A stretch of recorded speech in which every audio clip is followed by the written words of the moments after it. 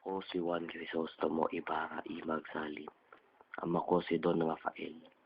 Nakapag-aral ako sa Europa ng 7 taon at umuwi sa aking inang bayan, ang Pilipinas. Sa aking pagbalik, nalaman ko ang pagkamatay ng aking ama ay kagagawa ni Padre Damaso, na nooy matalik na kaibigan ng aking ama. Hindi paghihiganti ang aking pakay sa pagbalik sa Pilipinas. Ang nais kong ipagpatuloy ang plano ng aking ama na makapagpatayo ng isang paaralan ang dahilan, sapagkat naniniwala siyang edukasyon ang susi sa pag-unlad ng ating bansa.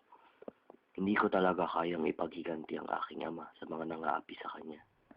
Pero nung nagkaroon ng isang piging,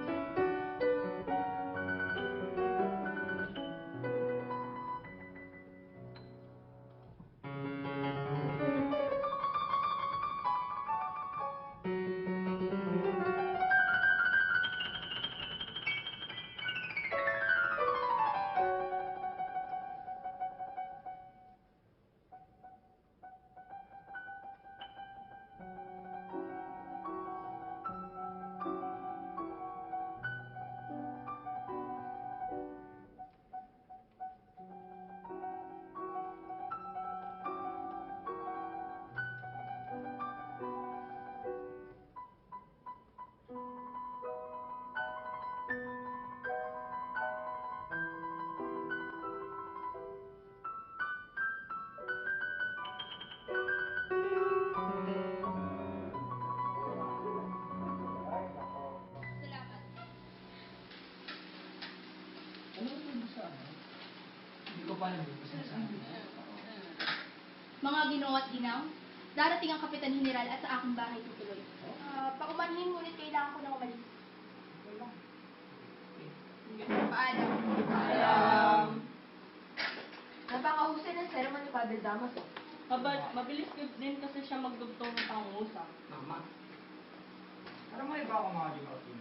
Alam niyo ba na naniniwala din ako na ang tagapagluto ni Crisostomo Ibarra ang pinakamagaling sa lalawigan natin.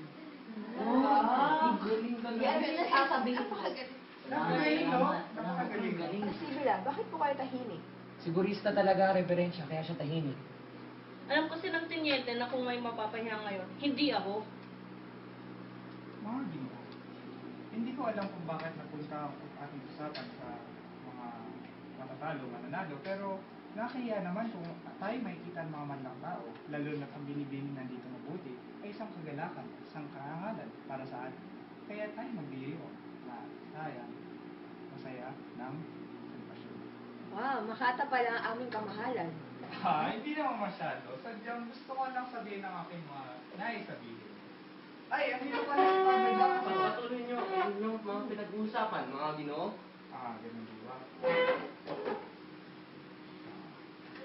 Nabanggit nga pala ni Crisostomo Ibarra kanina na na may mga arkitektong tumulong para sa kanya. Wala akong alam sa arkitektura, ngunit pinagtatanganan ko ang mga arkitekto at ang mga hangal na nagpapagawa sa kanila.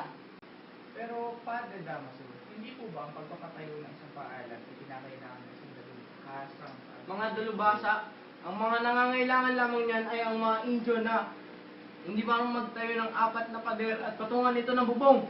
Pero Padre Damaso, hindi Di po ba bale, na- ngunit hantungan nila ang dapat niyang hantungan. Ang kamay nga ng Diyos ay nakaamba at ang mga hindi nakakita nito ay mga bulag. Ang mga ama ng mga ulupong na yan ay paparusahan sa bilangguan. At sabi nga, di ba, niwala... Huwag kayong lalapit. Sino ba sa inyo ang hindi nagmahal sa kanyang ama at sa kanyang mga alaala? Naririnig mo yung ganyang katahimikan? Wala ni isa sa kanila ang katulad mo. Napakabait ng aking mama at ito lang iginaganti mo. Kung aking ama ay isang marangal na tao, mabuti siyang Kristiyano kailanman ay di siya ng api sa walang kaya. Malugod niyang tinanggap, pinakain at itinuring na kaibigan si Padre Damaso.